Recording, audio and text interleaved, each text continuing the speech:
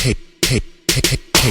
Woke up at 6 o'clock in the morning, chilling with coffee mugs, me and Coffeechugs, talking education all across the nation, pushing boundaries, thinking innovation, living on the edge of chaos, going insane. Listening to Coffeechugs like caffeine for the brain. One of the top teachers in Iowa, word is born, here to show the world that there's more here than corn. Chaos. Hey everybody, how you doing? This is Aaron Maurer. I'm here. I'm trying something different. As many of you know, I have a podcast that I run, Living on the Edge of Chaos podcast, where I speak with many guests on trying to push our own thinking and our thoughts and our ideas. And recently I've been doing a kind of a mini series or a subset of episodes within the podcast called Chapters in Coffee with Coffeechug. And so what we've been doing is I've been reading books and getting other people to read along with me. And then we've been having some roundtable discussions around the book. Well, for this one of the things that I'm doing is I recently read a book, and I thought I would try something different where I would create both an audio version of the podcast and a video version of the podcast that I'll post here on YouTube for those that are checking it out. And one of the books that I recently read was the book Rework, which is an excellent read from quite some time ago. Actually, let me double check here. I believe it was published in 2006, if I remember correctly.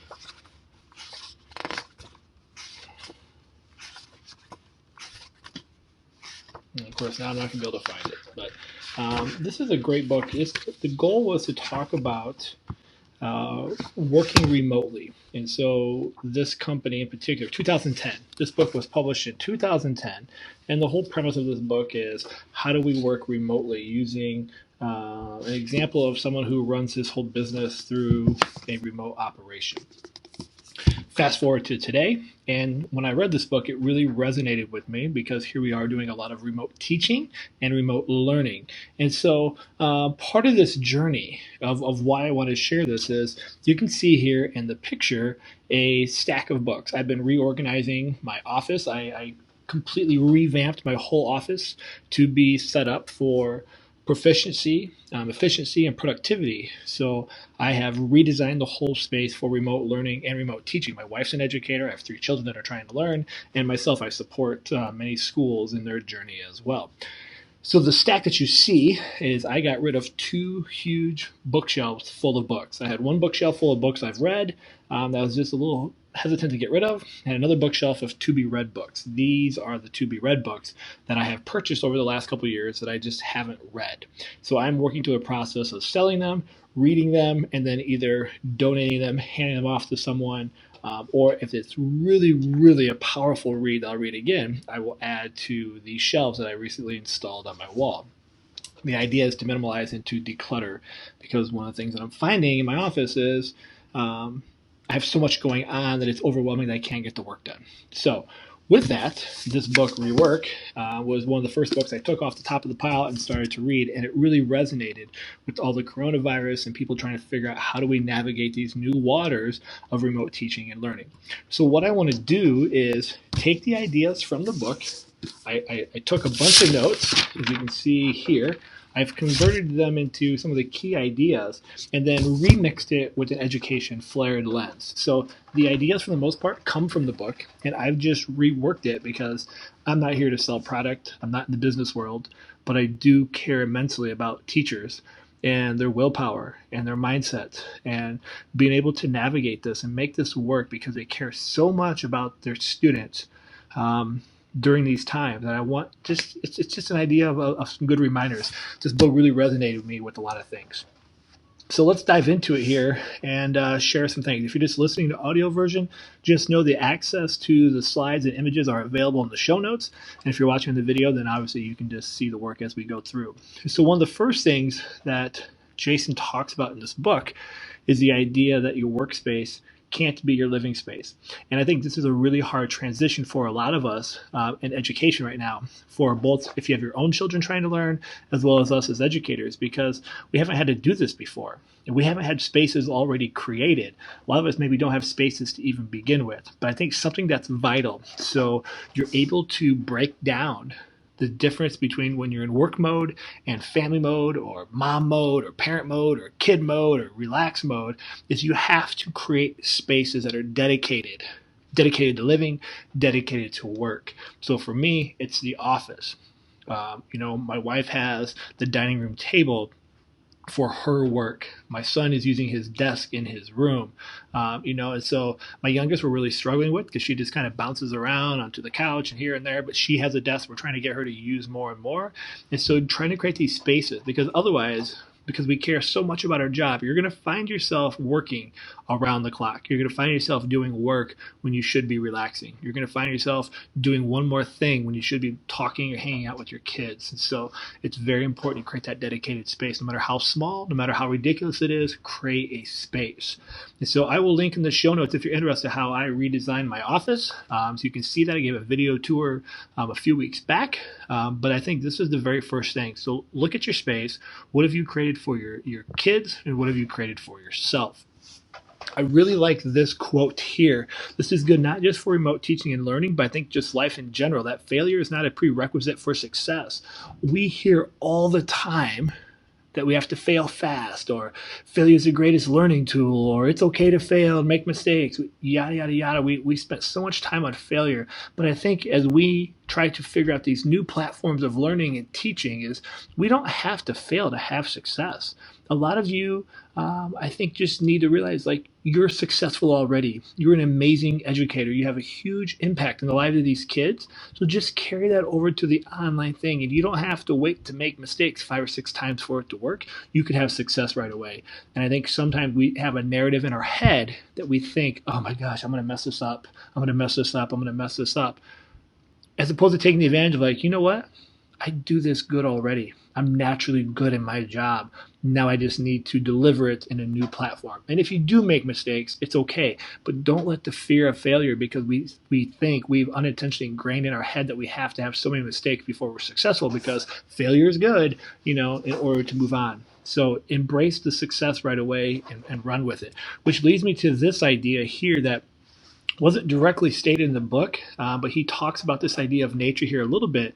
But I really like this, not to get into a huge evolution debate, but things that have survived the test of time is because they build upon what works. You continue to use and evolve what's working, and you discard what's not. And so I think as you're figuring these out in these early days of remote learning and teaching, is to treat life like nature and to build upon what works. And I think that's really important. Keeping track of what's working for you and what's not. If it's not working, then let's make an adjustment. Okay, I'm not going to sit here and reference the quote on insanity. You've heard it all the time, but let's look at it through a nature lens. And if it's nice outside, side note, get outside and enjoy some nature.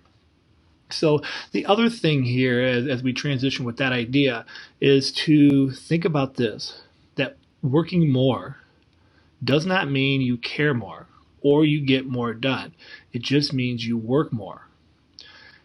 It's going to be really hard to keep this balance, especially when you're at home, especially if you have children at home, if your spouse is home, or even if you're by yourself. They all bring the variables that we think we have to be working around the clock. You have to have a turnoff point. Because if not, for those that aren't used to this remote type of learning, you're going to find yourself checking email more than ever before. You're going to find yourself checking Google Classroom to see if a kid submitted a comment, and you're going to feel pressured in your own good heart and intentions to respond right there in that moment. Just because we've moved online doesn't mean you have to give instant feedback. It's going to be important. We're going to talk about this later, to build routines. Build a routine at this point is when I check this aspect and give feedback to kids. If you don't do that, you're going to find yourself working around the clock, but you're not going to find yourself making as much progress as if you actually build a routine. This, I think, has been a huge idea that has started to come out of the world of education as a result of remote teaching and learning. And we're starting to find this within our systems, and we have an opportunity to do something about it. I like this quote from the book where he says, there's a world of difference between truly standing for something and having a mission statement that says you stand for something. So we have a lot of wordsmiths. We spend a lot of time in education making these fancy mission statements, vision statements, quotes, and T-shirts, and posters, and banners, and whatnot. But we're finding now that we have some inefficiencies in education. It's not I'm going to point at you and say that education's bad. What I'm saying here is we have an opportunity to figure out where are we and what are we going to do about it. I think a lot of our mission and vision statements and things that we claim we do as a system of education isn't there. We're starting to find the cracks and inequities and the things that we truly say we provide kids. And now we have an opportunity to do something with it. The moment's ripe for us to leap forward and go forth and make things happen. And I see this as not as a consequence or blaming or being negative, but as an opportunity to move things forward. When we have been talking about it for so long, we know what's needed, so let's do it. And here's a great opportunity to do so. As we start to transition to thinking about remote teaching and remote learning, this quote here I thought was really good as well, where he says, you need less than you think. We're starting with very little. We don't have access to our classroom. We don't have all the things that we have created, our stations, our physical learning spaces. But we can take what we have, the tools we have, and even if it's very little, and we can still do some of that. I think where the big struggle is that I'm seeing as I'm working with lots of people right now is that people have lost the mask of busyness. In our spaces, in our routines, we have all these things that make us feel busy, make us feel like we have a lot going on, make us feel like we have a purpose. And now that we're here and we're stuck in our homes and all that stuff has fallen to the wayside, we have eliminated the quote unquote busyness. Just the hoop jumping and the meetings and the documents and all this crap, right? That we do to make it feel like we're doing something even though we're doing nothing. So we have a chance here is not to dwell on, man, I wish I had all the stuff in my classroom. Man, I wish I could see my students. Man, I wish whatever it is in your role, but to have an opportunity to redefine meaningful work. What is that? At the end of the day, what is essential for kids to feel connected to you as an educator, as an administrator, as someone who's in part of your building, and what are we going to do about it to help ensure that they can get some learning done? And when you strip away a lot of that busyness, I think that's where a lot of us have been struggling because those things aren't there to mask or create a fog that we're doing a lot when really we're doing very little. And so, again, it's not a judgment. I just think it's a mindset that we have to kind of work through. I think a lot of people are working through that. It's not easy because we have to redefine what is meaningful work. To me, the biggest thing is going to be when we ever get a chance to go back to our schools, to not fog up our schedule, our time, our energy, and busyness, and still keep a focus on the meaningful work because we're realizing a lot of the garbage that we do in education doesn't need to be there. And so how do we keep that garbage out and not bring it back? With that, if you are an educator or you're a tech coach or you're whoever it is, less is a good thing. Whether we're talking about tech in the sense of we don't need 47 new tools and those types of things, keep it simple, keep it streamlined, keep it easy. And the more you do that for yourself and for your students, the well-being is going to be there. We're already quite fragile. We're already feeling all sorts of emotions and feeling trapped within our places and all these types of things. And people are losing their jobs and it's hard to get food and we're missing our friends and we're missing our activities and our daily routines have been messed up. So as we start to push here to more online learning and who knows the fate of the future of education, we can't just pile up a bunch of stuff because we think that that's what's needed. It's doing less and just baby stepping things for yourself as well as for the kids that we're trying to teach. And of course, I saw this quote for those that are listening in. It's the Simpsons Sing the Blues album. You remember how great that was? And I need to go back and listen to it. I just love this graphic. But, before you sing the Not Enough Blues, figure out how far you can get with what you have. Because it's going to be really easy at this time of day to be like, but I don't have. But I don't have. And you don't need it. And I think this is part of, capitalistic society and things that we think we got to have all these things and we don't. There's so much out there to the fact that it's so overwhelming if we get any more links in our email or documents, right? But how do we take what we have, our heart, our spirit, our emotion, who we are, our personalities. I'm watching my wife connect with kids on a daily basis just through these little vlogs, and they love it. They just need to feel a human connection. That's it. It doesn't have to be magical. It doesn't have to be $1 million budget. It doesn't have to be anything crazy. It's just see what you have and see how far that gets you. The other thing that I want you to think about is to be a curator. You're already great at doing this. This is naturally what you do as an educator. At least I hope that's what you're doing. You know, I love this quote by George Siemens here that says, "A curator is an expert learner. Instead of dispensing knowledge, he creates spaces in which knowledge can be created, explored, and connected." And so as we think about that and you're giving these kids opportunities, you know, think about curating the content, the ideas, the questions, the curiosities to allow them to grapple with it and see what they do with it. This is a great chance to kind of get away from just rote, memorized learning and to create some opportunities for some really exciting dialogue, new thought patterns, new ways of seeing the world, because we're not tied so much to test and curriculum at this point. For a lot of us, we have to meet some standards, don't get me wrong, but we can approach it in new ways, and all the ways in which we talk about, if only I could teach this way, here is your chance. So I think it's that mindset of definitely being a curator. I love this piece where he talks about the tone is in your fingers, and he references the idea of Van Halen and how anybody could play the fretboard and the notes like Van Halen. However, it's not so much that we have all, like, you know, the most cool guitar and the wah-wah pedals and all these types of things. What it is how do we take our own flair? We don't need to have high-end equipment. We don't have to have fancy tech tools. The tone is in your fingers. And a lot of talks that I do when I'm talking makerspace or keynotes is I reference a lot to teachers that, you know, you have an opportunity. Music is the silence between the notes is what a famous musician has said. And I really think that's where educators come in. The notes are the standards, the criteria, all the things that we can't change in education, but the silence, the space in between all that is your classroom.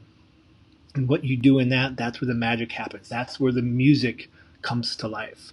So it's not about the tools.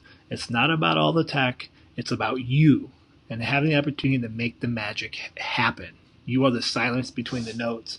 And don't forget the power that you have. You can compose one of the greatest learning opportunities with what we have, with the right mindset of curating curiosity for our students.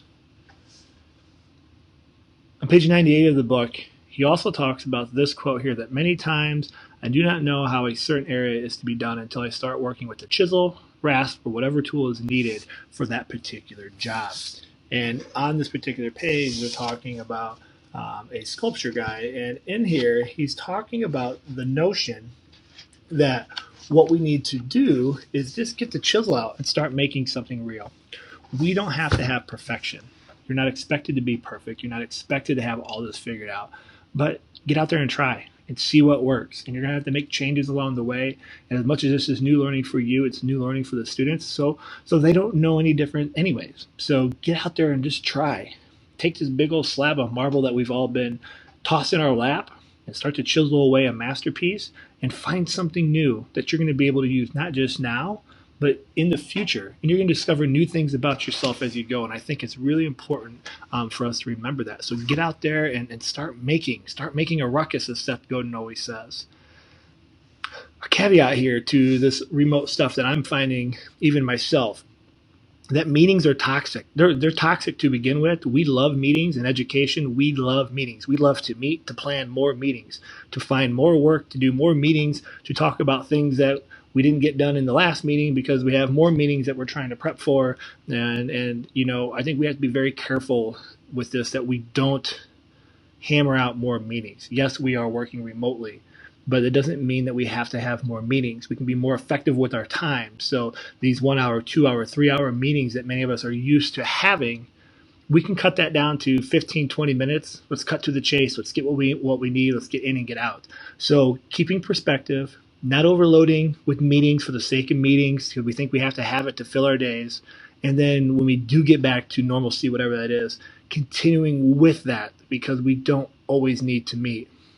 Let's just be effective and efficient with our time, and I think we're going to be okay. And I'm sure a lot of you are like, can I get an amen on that one? Yes, you can. Amen, my brothers and sisters. All right. Next, quick wins for you and your students. Start very small. Give them a small task. Give yourself a small task. Learn something very tiny. A lot of you are learning tech and your content conversion at the same time. It's 2 parallel learning paths, and that's a lot. So very small, tiny things.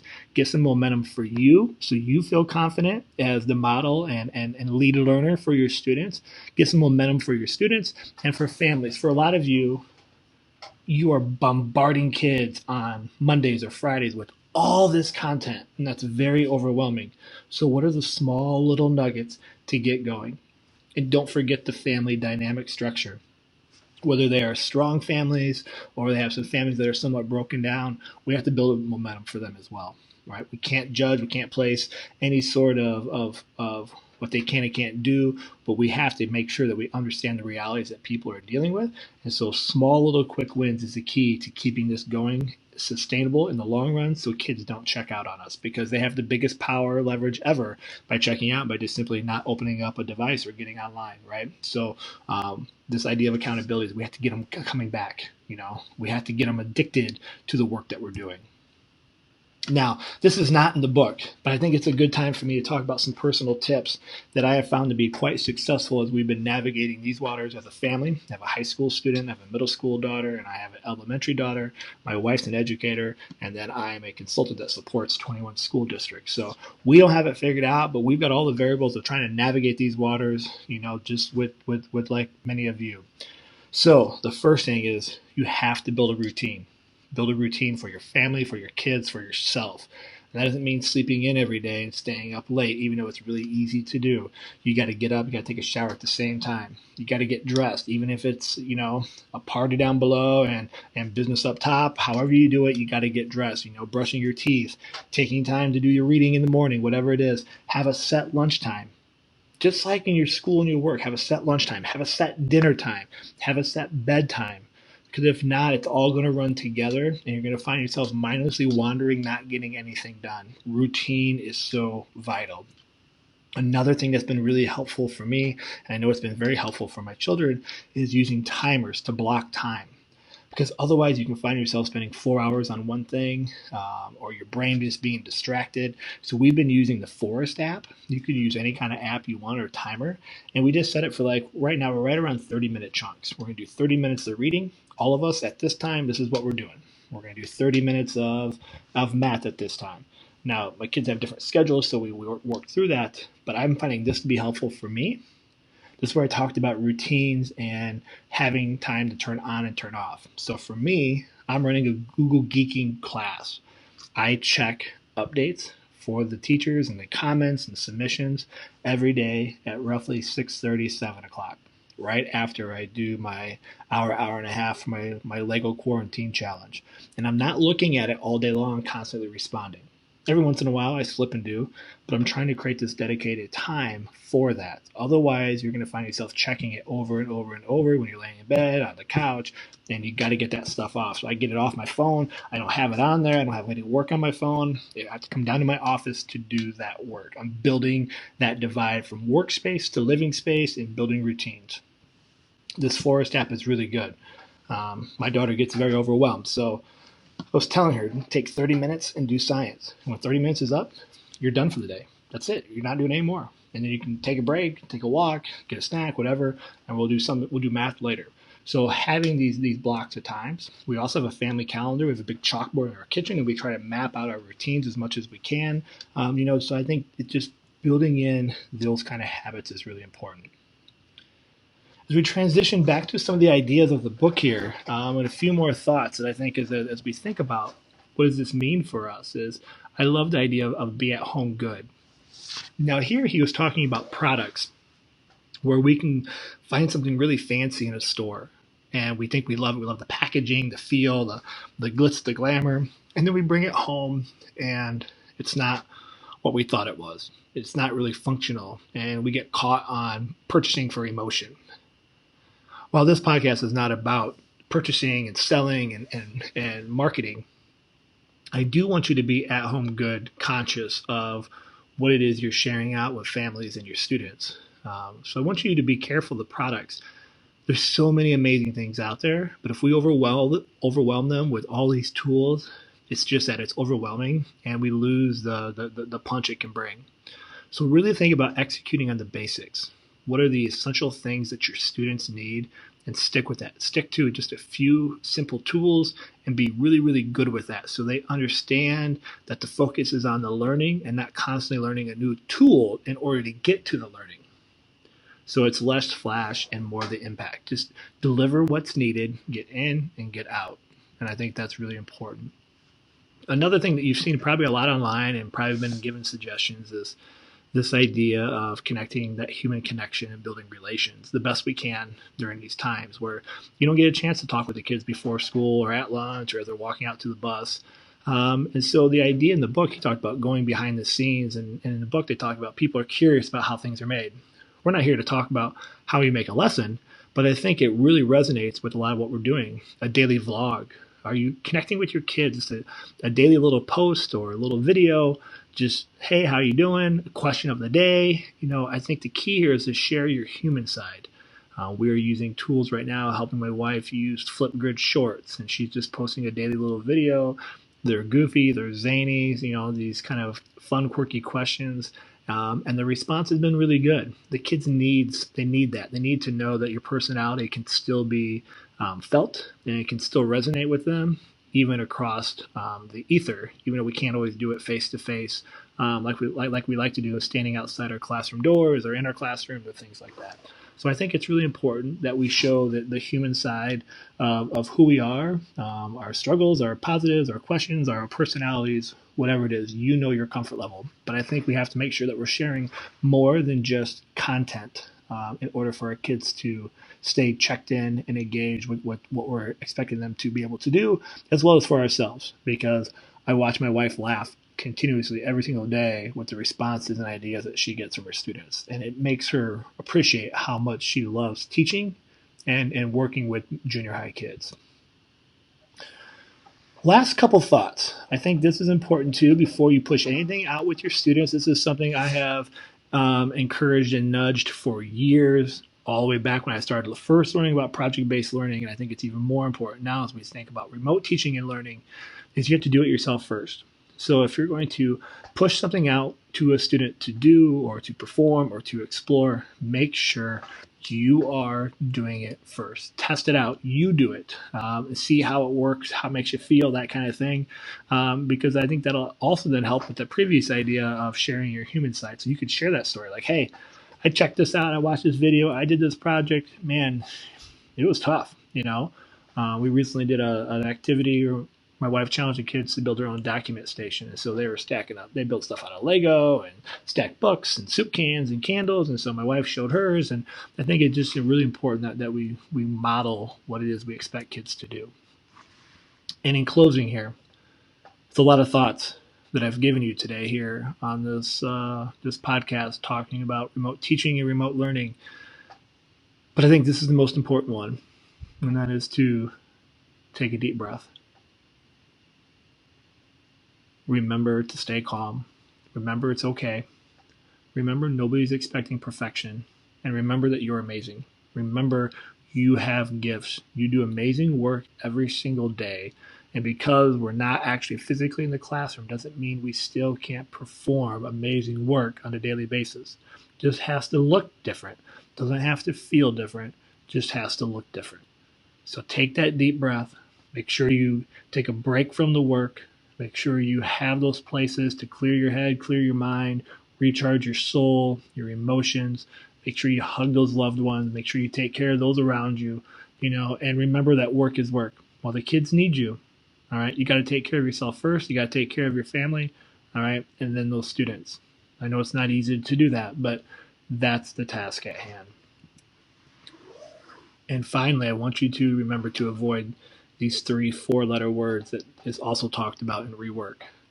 The first word is need. And just a reminder that very few things need to get done. We put pressure on ourselves. We create these huge to-do lists. We think all this stuff needs to get done, and it doesn't. Okay, they're nice to have done. Okay, they're important maybe to get done, but they don't need to get done. What needs to get done? That your family knows that you love them. That you are taking care of yourself. There's a difference between needs and wants. And I think don't blur those lines. Avoid the word can't. Yes, you can, and so can they. They being the students. You're going to be impressed with what the kids can do. I know we're worried about them, but they can do it. They do amazing stuff on a daily basis. They're going to surprise you with what they can do here. And last is the word easy. And this is usually used to describe the work of others, but very rarely do we use it to describe ourselves. And so I like this one. I like to end with this one. Just be very careful how we judge. Let's not judge one another during these times. Let's support. Let's come together. Let's connect. Let's do the right thing. Let's not point fingers. Let's not make it think that we are better than. Let's not make it think that our job is harder than. All right, let's work together and realize none of this is easy, but it's necessary in order to move forward and keep everybody on the right track. All right, my friends, I appreciate you listening. I would love to hear from you. Send me a comment. Let me know your thoughts, your ideas, things that are working for you, questions you have, all that wonderful stuff. This is just my attempt to process some of my learning. My goal here is to connect with you in ways that we can't normally do face-to-face, but virtually. And if you'd like to learn more, obviously check out the website, coffeeforthebrain.com. You'll see the link to the podcast and all the show notes and the slides. If you're listening to the audio version, you can find me on Twitter at AaronMaurer.edu. The link also in the show notes. And I just appreciate all that everybody's doing in education during these times to make it work. So thank you. Take care of yourself. Virtual high fives all around. And as always, my friends, remember, stay awesome. Peace. Chaos. Woke up at 6 o'clock in the morning, chilling with coffee mugs, me and Coffeechugs, talking education all across the nation, pushing boundaries, thinking innovation, living on the edge of chaos, going insane. Listening to Coffeechugs like caffeine for the brain. One of the top teachers in Iowa, word is born, here to show the world that there's more here than corn. Chaos.